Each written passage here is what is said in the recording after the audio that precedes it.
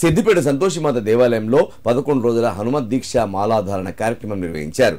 కార్యక్రమానికి అఖిల భారత హనుమత్ దీక్ష పీఠం పీఠాధిపతులు శ్రీ శ్రీ శ్రీ దుర్గా ప్రసాద్ స్వామీజీ వారు హాజరయ్యారు.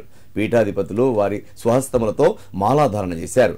హనుమత్ దీక్ష స్వాములచే విశ్వశాంతి కొరకు 160 నవగ్రహ సహిత హనుమాన్ 108 కుండాలతో హోమం నిర్వహించారు.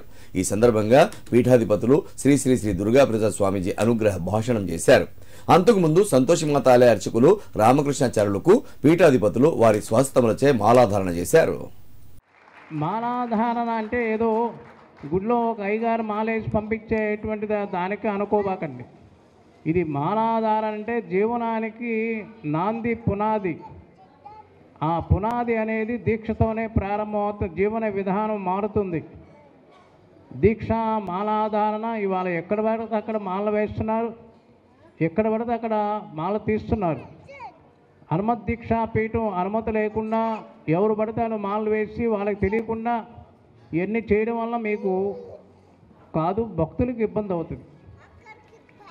భక్తులకి ఏమి చెప్పకుండా మాల వేస్తే వాళ్ళు ఏం చేస్తారు? వాళ్ళు మాల గుడి చుట్టూ తిరిగి జపం చేసినంత మాత్రాన అవుతుందా?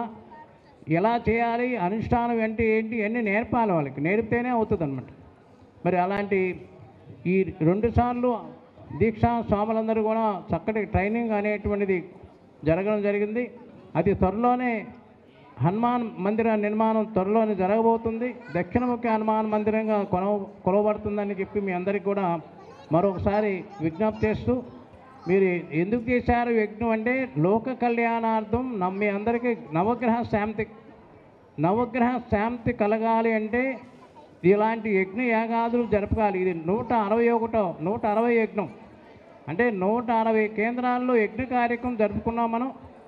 ఆ శుభ సందర్భంగా రేపు గజ్వేల్లో 161వ యజ్ఞం జరగబోతుంది. రేపు నల్లవాగడ్డ ఆంజనేయ స్వామి దేవాలయంలో.